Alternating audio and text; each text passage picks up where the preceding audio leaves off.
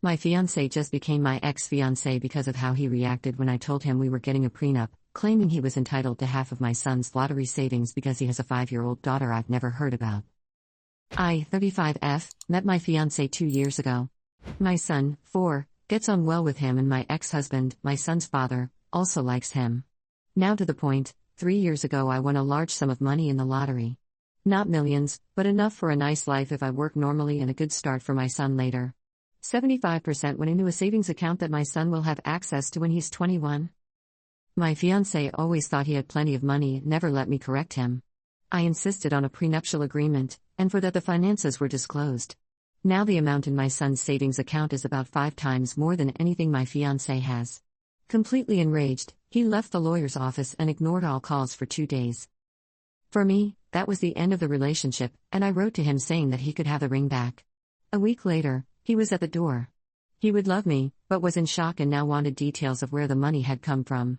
He also told me that he had a 5-year-old daughter from a previous relationship, and that it would only be fair to split the money so that his daughter could also benefit from it. He sees it as justified, as I got the money through luck and not through performance. I gave him back the engagement ring and kicked him out of my apartment. Since then, I've been getting messages from various social media profiles and cell phone numbers that I would be the who is ruining his daughter's future. I only found out about his daughter that day.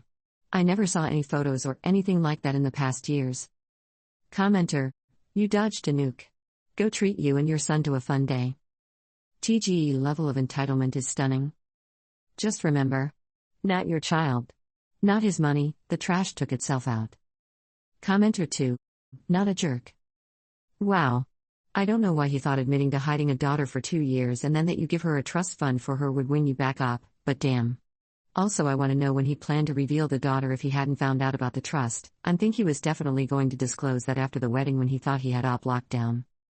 Lastly, I'm actually seriously thinking out that the daughter is completely fictional and he actually spent the last 2 days setting up a way to siphon money for his daughter's trust account. I would bet money the second the account was set up, she would pass away or suddenly have a slew of medical bills that needed to be paid from the trust.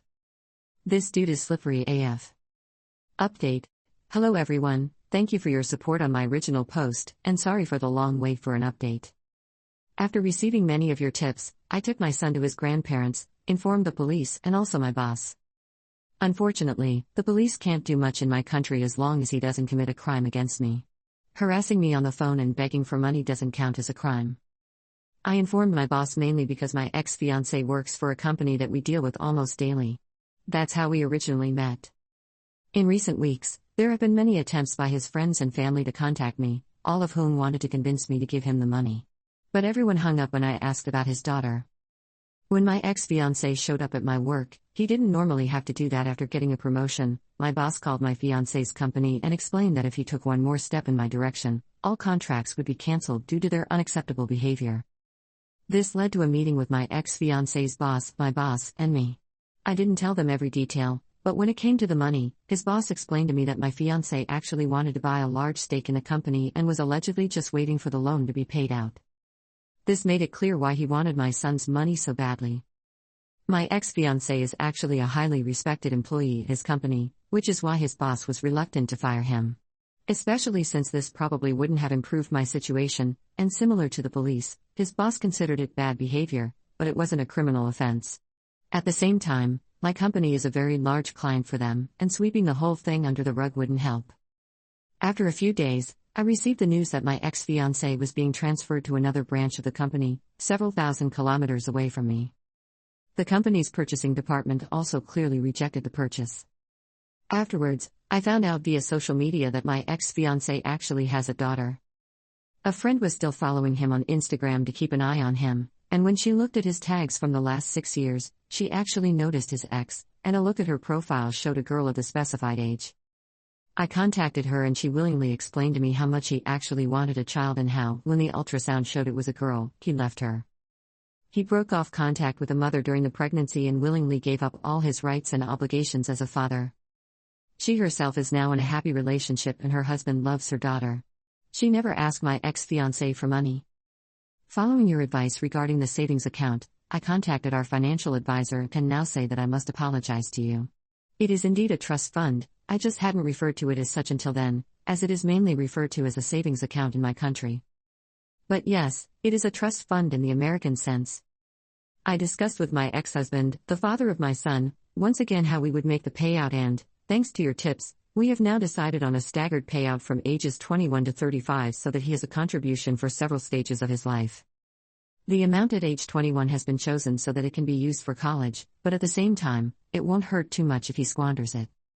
My question about whether I was a jerk was mainly because there were actually many people in my circle who called me that because I persuaded my ex-fiancé to sign a prenuptial agreement. But for me, prenuptial agreement was important for several reasons. To secure my son's money, now I know he wouldn't have been able to get his hands on it.